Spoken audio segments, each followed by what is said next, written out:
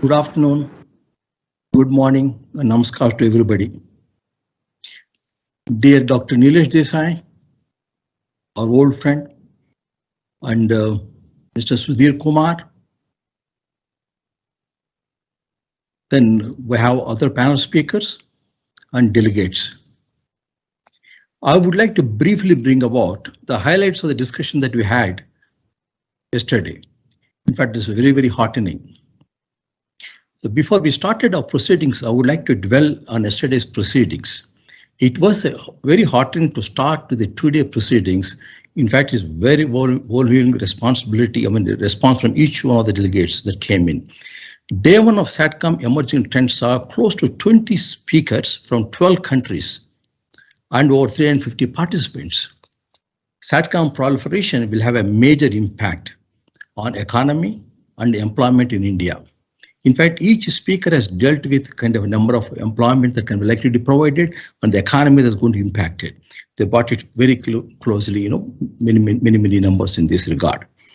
And of course, in India, future is also the future prospects in terms of OTT, LEO technology, IoT, and low-cost satellites, and also disruptive satellite applications have been dealt with by many speakers.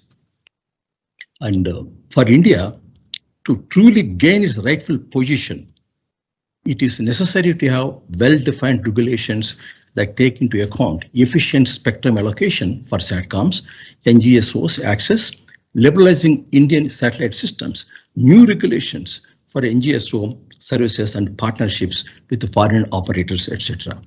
And these are one of the important points that has come up in the discussions.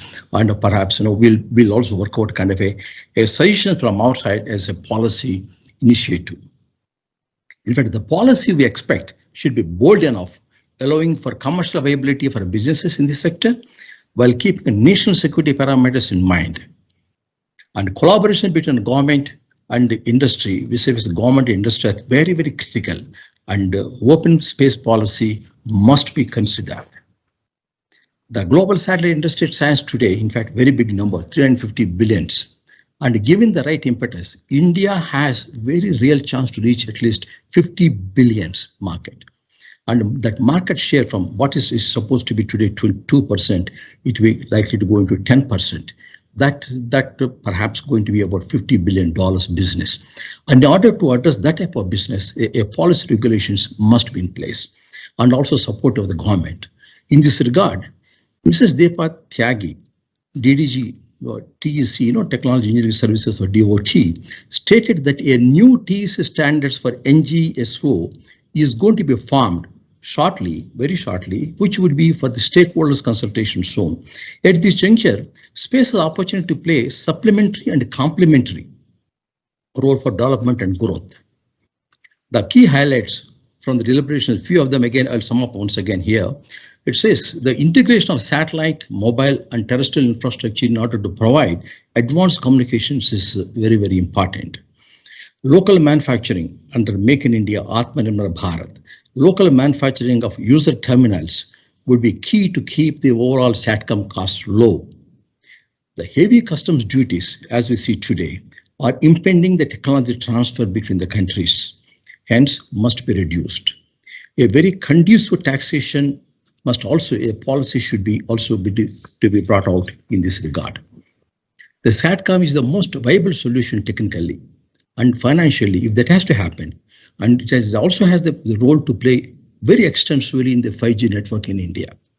Therefore, newer software-based payloads and technologies expected in LEO and geostationary orbit satellites in the near future, they result into more flexibility of the satellites that is going to be put up in future in India, over India. The spectrum allocation is expected to play a major role in India's road to being a digital giant. India has already become a digital giant, it's going to be further to a digital giant, and is going to satellite communication, SATCOM is going to help in this regard. The spectrum sharing is a must.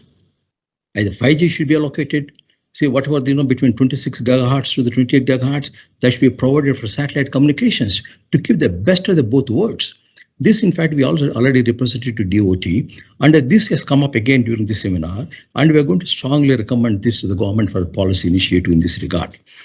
And the financing the capacity expansion of the space sector in addition to liberalization and reduction of the bureaucracy related activities, and they're the key elements that's very, very important for the growth of the Indian satellite sector.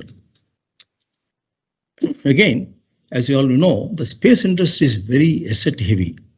A lot of investments to be made into this. Therefore, understanding the market and its demand is very, very prerequisite for any kind of capacity building in this country. And that's what, as an SIA, taking the clue from the speakers, we're also going to advise what kind of policy framework need to be done in order to create a kind of ecosystem for the financings in this regard too.